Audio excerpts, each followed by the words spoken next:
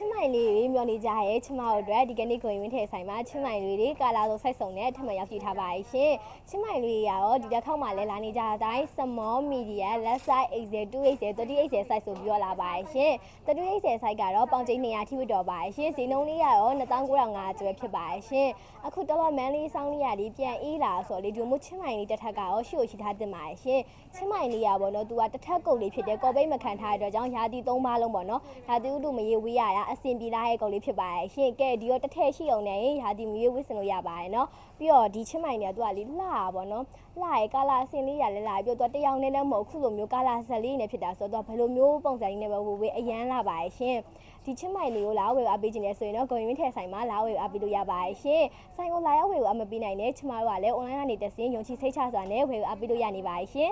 ပုံမြူချလို့ညုံမြဲဟန်ချီမြင့်ချီကိုသိ